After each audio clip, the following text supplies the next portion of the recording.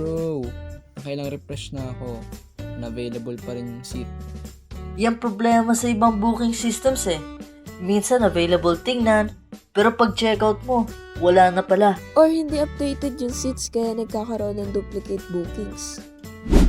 So for our project, we developed a ticket booking system using JavaScript. The system lets users select events, choose seats visually, and view available seats in real time. It also computes the total cost automatically and records every successful transaction. Now, let's take a look at how the system works. So hi, Dangog greetings. It's me again. So before we start with the actual presentation, let me introduce you to my members real quick with the flash of the screen right here. And these are my members. Without further ado, let's get started. Dangal greetings! I'll start by introducing the foundation of our project, the ticket booking system. Class is declared inside the package extending JFrame. This makes our program a graphical window application. We import swing and out libraries, which give us access to panels, buttons, tables, layouts, and event handling. The content pane acts as the main container, like the canvas of our system. We also prepare separate panels such as PNL Event 1, PNL Event 2, and PNL Event 3, each representing different stages of the booking process. Think of this section as the skeleton of the program. Without it, nothing else can stand. Now that the structure is ready, Aquino will explain how we bring life to this skeleton with variables and design. So thank you for Faith for explaining that part. So ngayon, sa part po ng code na to, yung constructor natin is nag-i-initialize ng entire ticket booking system interface once yung application natin ay nag-start. And sa beginning po ng code natin, as you can see, niloload po natin dito yung application icon from the resources folder na ginawa po natin. So itong resources folder na to is magiging available each time a user downloads it from our GitHub kasi part na po talaga siya ng source code. And then we load the application icon nga po, and then we check if the icon exists first before applying it to the frame para mag-avoid po ng possible errors. And after that, we configure the main application window by setting its title, yung close operation po natin, yung dimensions, and minimum size para ma-maintain po yung proper layout ng interface. And then next po, gumawa po tayo ng content pane. So, itong content pane na po na ito is nagsiserve as main container ng lahat po ng components natin sa loob ng set na frame. And then, mag-apply po tayo ng card layout para yung system natin ay nakakapag-easily switch between different panels or pages such as yung loading screen po natin and yung login screen. So, yung loading panel po natin is added first, followed by our login panel. So, for the username text field po, nag-implement tayo ng focus listener. Itong focus listener po na ito is para mag-create ng placeholder behavior dun sa mga text field po natin. So, pag kinilik po ni user yung text field, yung placeholder text ay mag-disappear. And pag naiwan pong empty field, yung placeholder po natin is nag-reappear po siya automatically. The same logic po is also applied to the password but with an additional feature. So, yung password po natin doon is nagiging hidden using bullet characters pag nag-type po si user for security purposes. And then, lastly po, meron ba tayong cl.show content pane log. So, itong specific line na po ito is to display the login panel as a default page po na pinapakita po natin sa user when our application launches. So, itong block ng code na ito, itong sa may JScroll pane, ang nag-act as bridge sa ating or sa aming system para maging scrollable yung JTable namin. Tapos, itong mga dummy data sa ilalim katulad ng model1.addRow, ito yung mga data na magiging initialize or mga initialized data na nakaset na sa table namin para mag-act as guide kay user na meron ng laman yung system. Sa line 255 to 328, sa part na to ay naayos yung UI ng transaction screen. So basically, setting up the layout and appearance ng table at controls. Yung JTable dito, pinapakita yung data mula sa Model 1, which is usually list ng transactions. Ibig sabihin, ito yung actual table na nagdi-display ng records. Tapos, yung set enable false sa table header, dinidisable niya yung interaction sa column headers, meaning hindi siya pwede i-click, i-resize, or i-edit. Parang read-only lang talaga yung header natin. Then, nilalagay yung table sa scroll pane transaction using set view fourth view para kapag maraming rows, hindi siya siksikan at pwedeng mag-scroll. May label din na transaction details na nagsisilbi title ng section. Naka-Arial font at size 13, centered gamit ang swing constant setter, and manually position using set bounds, so fix yung placement ng sa UI. Then, yung back button natin, kapag clinic siya, babalik siya sa menu using card layout. Meaning, nag-swap lang siya ng panels instead na opening ng new window. Yung design ng button, ginawa siyang flat and transparent by removing background fill, border, and setting the opacity para mas clean and minimal yung look at swag sa team ng interface. So in this part of the code, we created a button labeled view transaction and customized its appearance by removing the background, border, and making it transparent. Then added an action listener so that when it is clicked, it first shows a loading panel, waits for 2 seconds in a separate thread, and finally switches the view to the transaction page using the card layout. Meanwhile, we also set up a menu panel with a button such as Book a Ticket and View Transaction, each with their own action listeners to change the displayed panel and mouse events. To update the button's background color when hovered, pressed, or released, making the interface more interactive and user-friendly. Yung remix mo, I am John Vincent Miracles. Na-explain ko sa inyo ngayon yung purpose ng mga nakalagay sa aming system. An example po nito yung sa line 423, which is the JCheck box. Ang purpose po nito para ma-show yung password ng user. Simple as that. So, try po natin i-run. So, when the user enters something, hindi po na enter password, pwede po natin i-show yan. Ito po. So, yan. And, proceed po tayo sa J-menu bar, which is sa 438. Makikita naman po natin dito yung kung bakit gumamit ng J-menu bar para makapaglagay ng item. And also the J-menu, which is yung option po, labeled as option. So, mag-login na tayo. So, wait natin. Pagka-login, makita po natin sa upper left yung J-menu. So, pag pinindot po natin yan, may logout na lalabas. Ang purpose po nun, yung J-menu item, which is logout. Once pinindot po na user yan, mag-logout po yung system. Babalik siya sa starting point. So, try po natin. Yun. And bumalik po sa umpisa. So, mag-login po tayo. Yan. So, dito naman tayo sa J button ng login.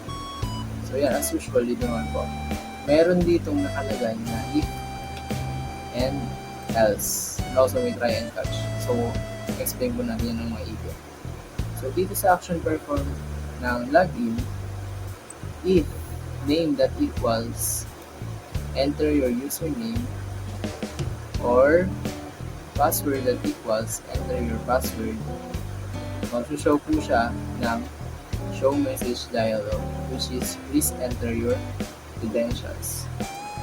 So, try po natin. Logout lang tayo. And mag-enter tayo dito. Wait lang po. Try natin.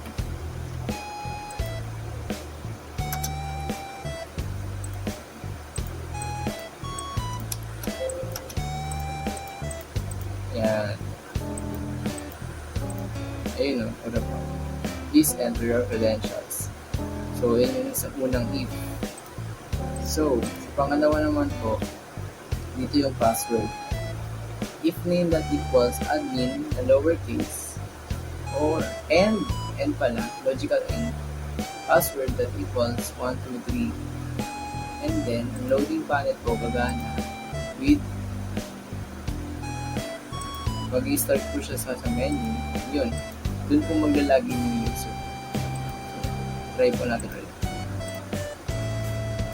Ayan, sabi doon, admin, tapos 123.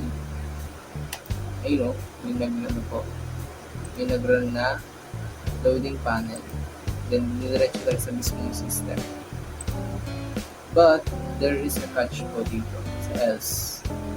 Sabi dito, J option pane that show dialog, incorrect username or password, error message. So, dito naman po yun sa part na to. Logout lang tayo. Admin, tapos try natin maliin yung password. Ayun, incorrect username or password, error message. Ang purpose po nito para ma-inform si user na mali yung nilagay niya. So, para may chance pa siyang mabago yung nilagay niya yung credentials. So, moving forward, 514. Ito naman po yung, basically ito po yung icons, image icon. So, may if-else din po tayo dito para ma-display yung icons. But may else, yung peony, ito po yung malabas sa mismong loading, which is ito po. Yan.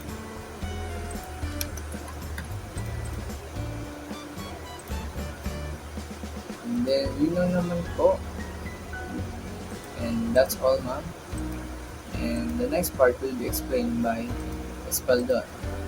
In this time, Espaldon will explain the heart of the system. So, yeah. Espaldon, proceed. I'll be everyone and I'll be explaining this lines of code here from 547 to 580. Yan. So, itong button na to creates a clear button. Yan, clear button system namin.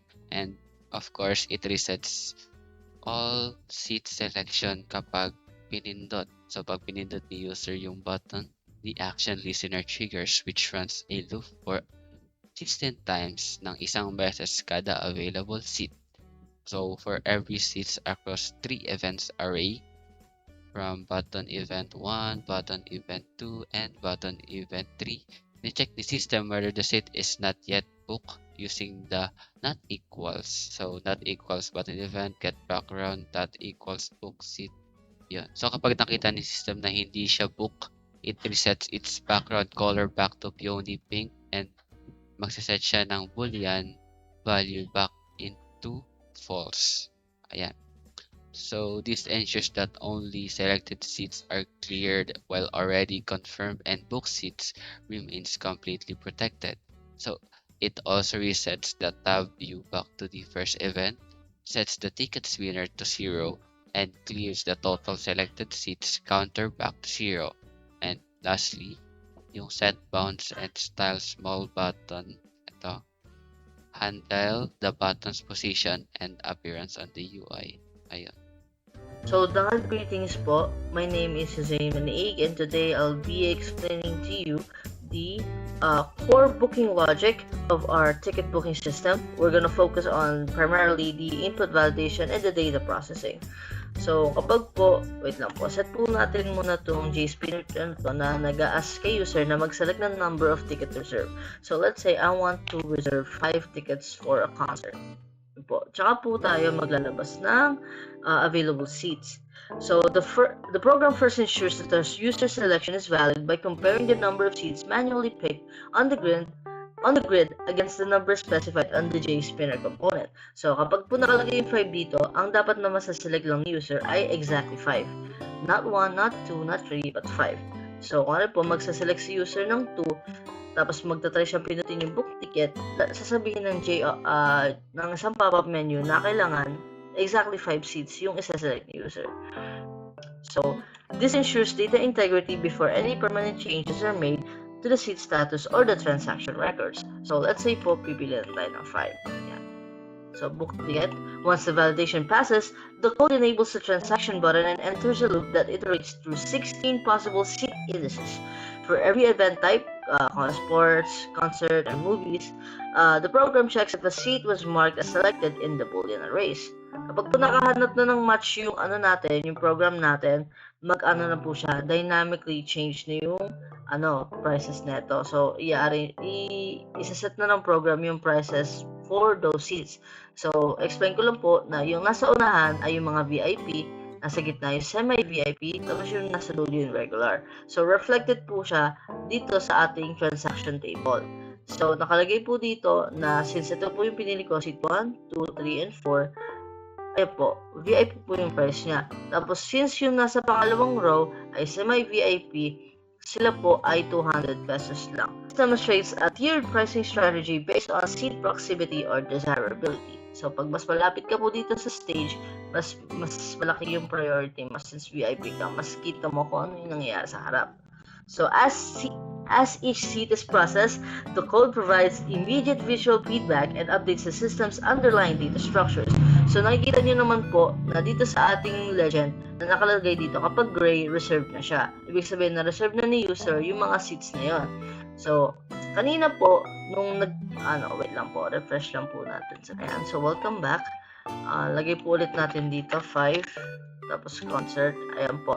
Nakita po natin dito sa ating legend natin, po siya, reserve. So, hindi po natin siya pwedeng pindutin. Tapos, kapag green, ibig sabihin, ito yung current na selected seats ni user. So, yan. Isang VIP, dalawang regular, tapos dalawa pang semi-VIP. So, kapag binili natin yung book ticket, ayan po, magre-reflect na yung prices.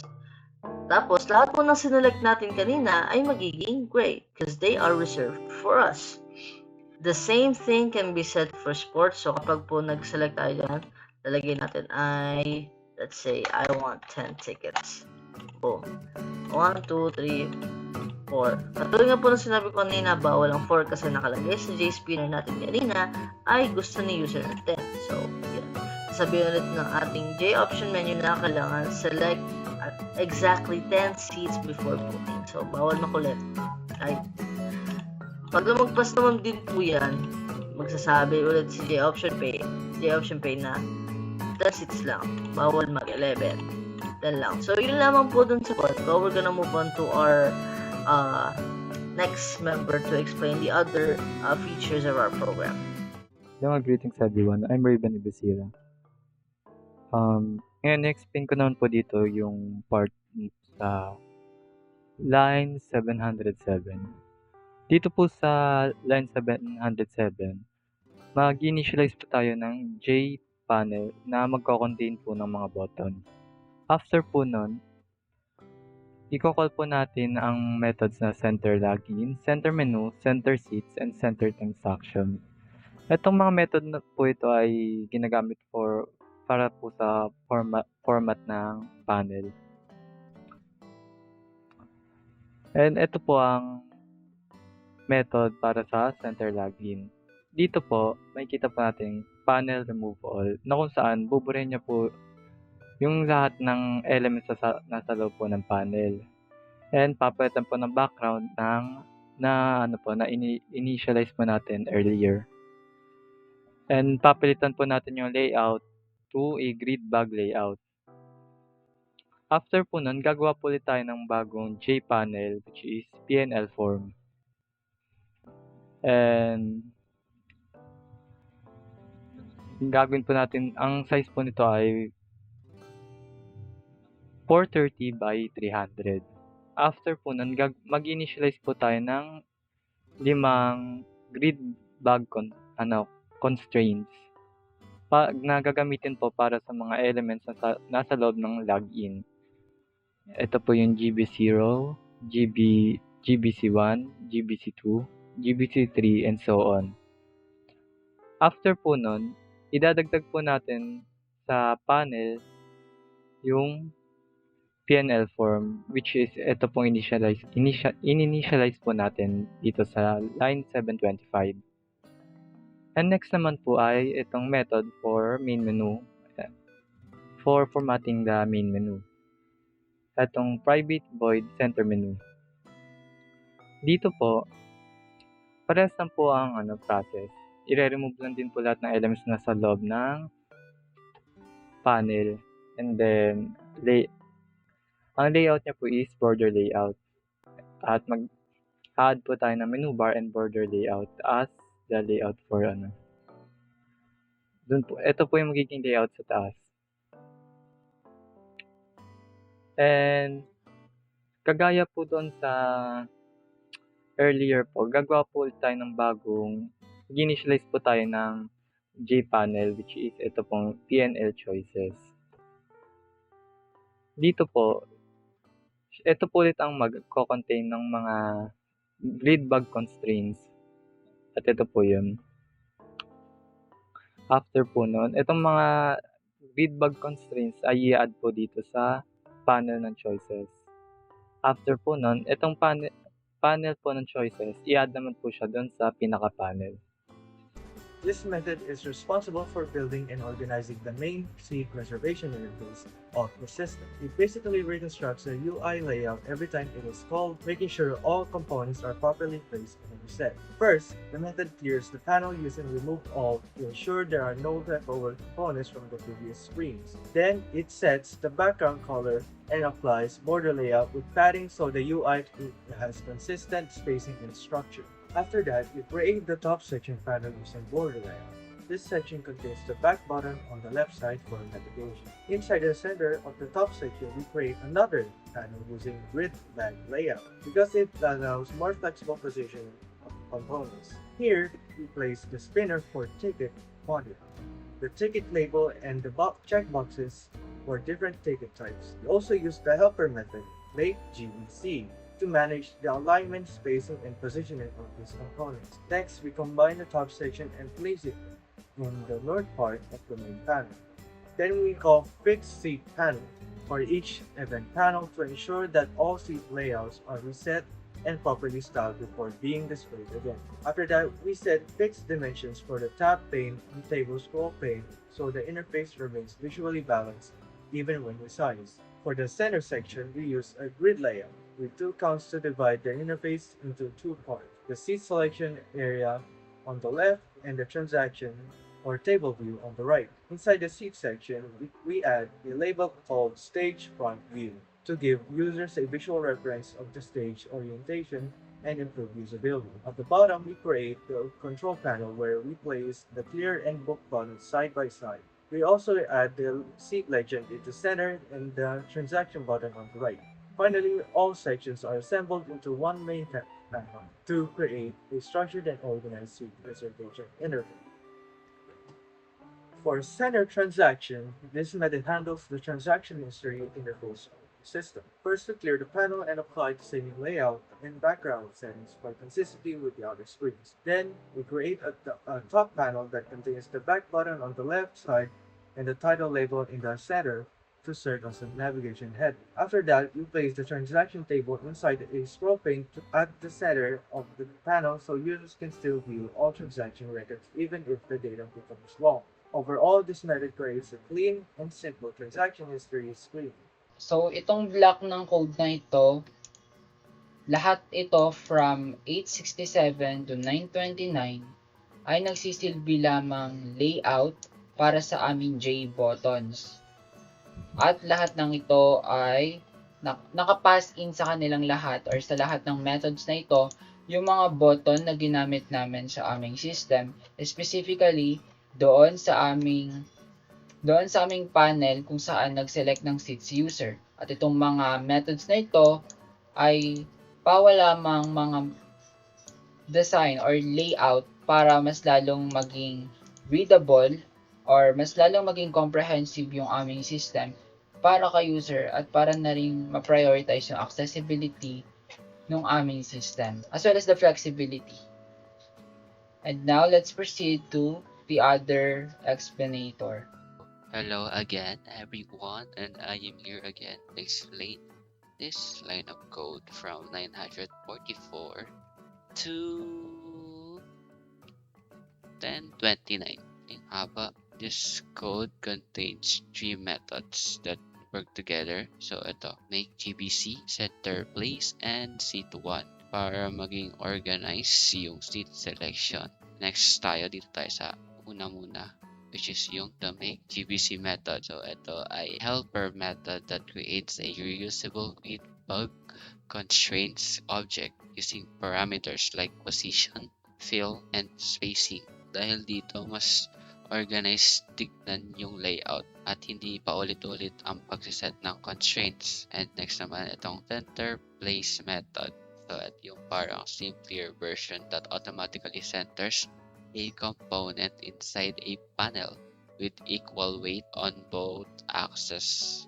So useful ito kapag may component tayo na kailangan ilagay sa gitna ng layout. So ito naman yung pinaka main method natin, which is yung C1.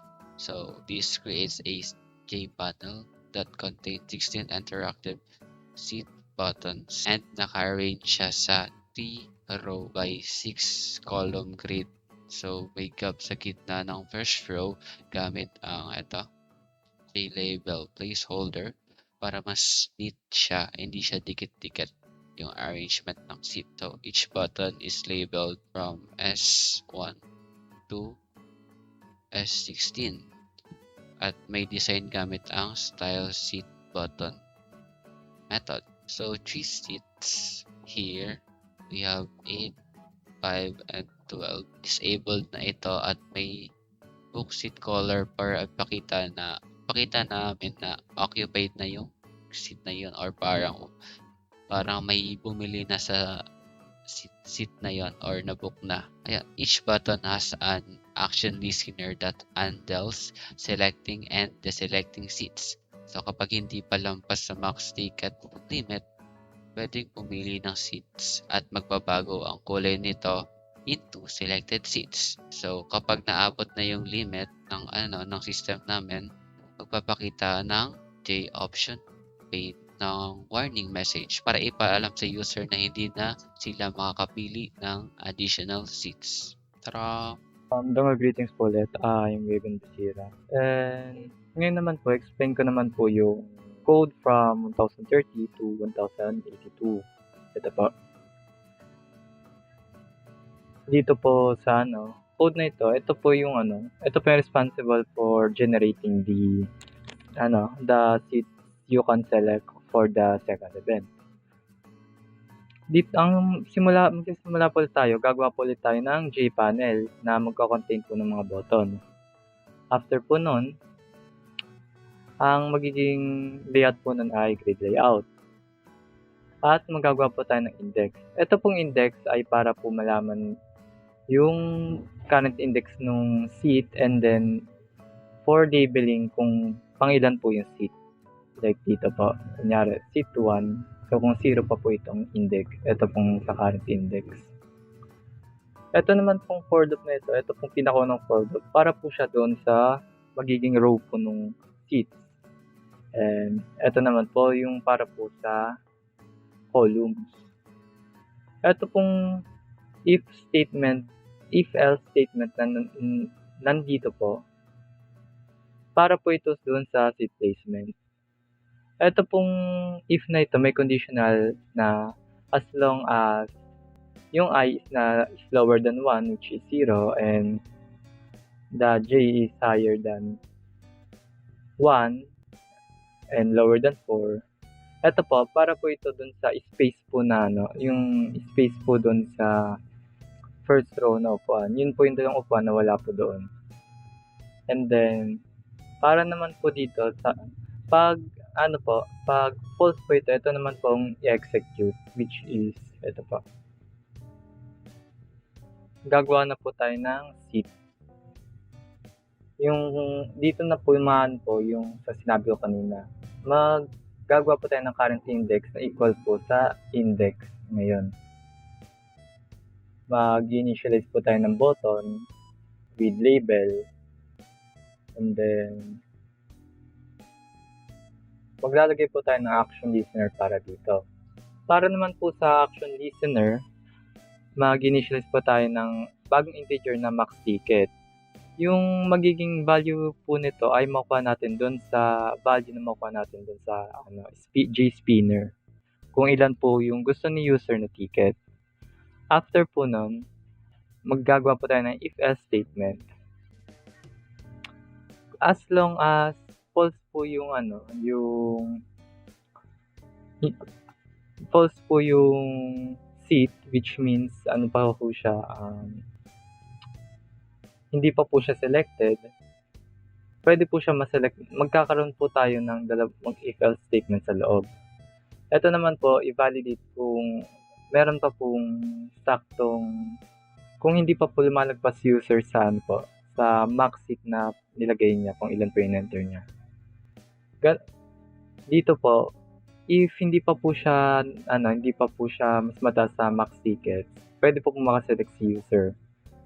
Pero po, pag lumagpas na po siya, magkakaroon po ng prompt na kung ilan lang yung pwede niyang iselect. Balik po tayo dito. Dito po, after pong i-click ni user, if hindi pa po siya nag-exceed sa max tickets na pwedeng i-select, mapapalitan na po siya ng background na mag-indicate na selected na po yung seat. And then, magiging true po siya para mapunta na po siya sa deselect, nasa selected status na po siya, and then madadagdagan po yung total selected seats para po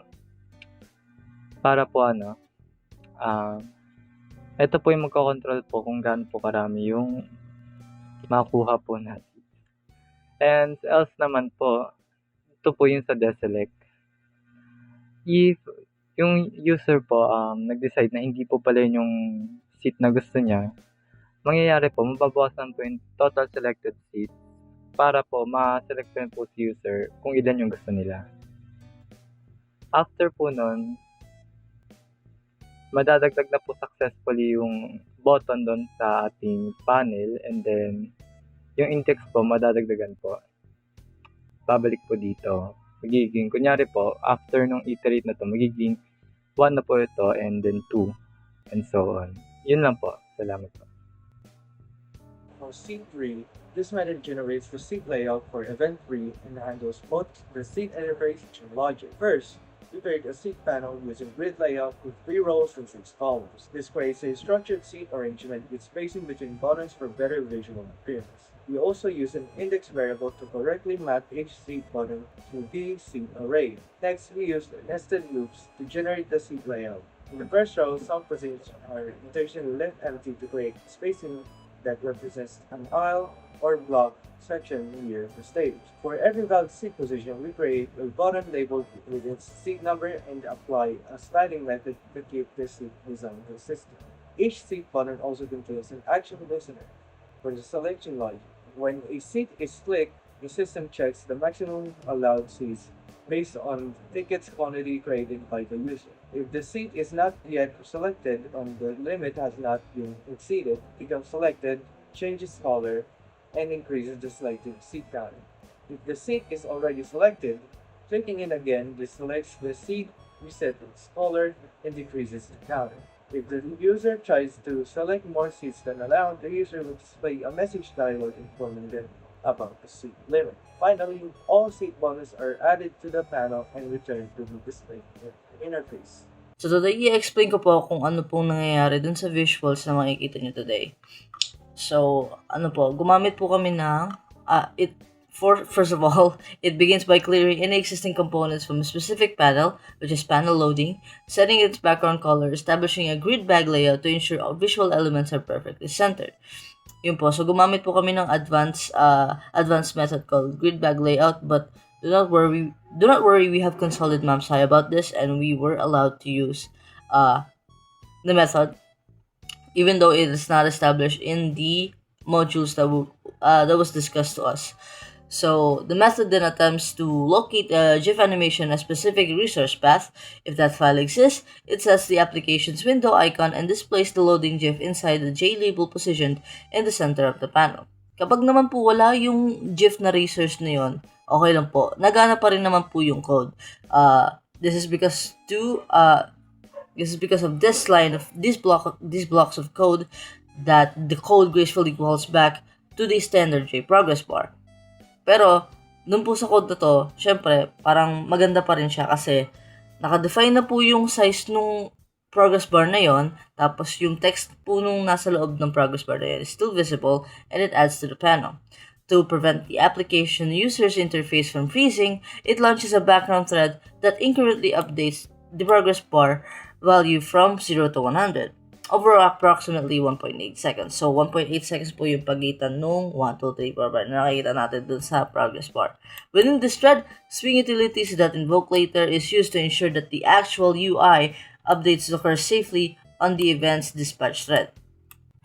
So finally, the method refreshes the panel's layout using a revalidate and repaint to ensure all changes are visible, then uses a card layout to switch the main view to the loading screen.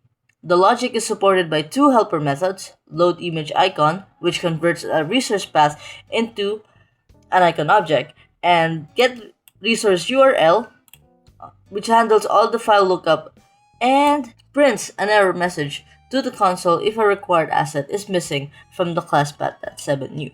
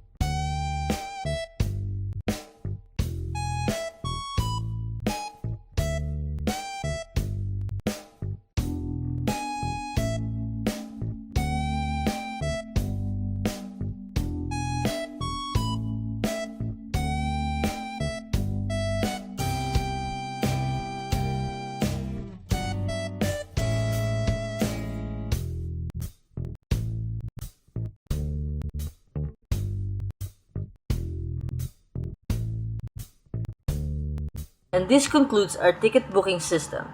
Thank you so much for watching and we'll see you next time.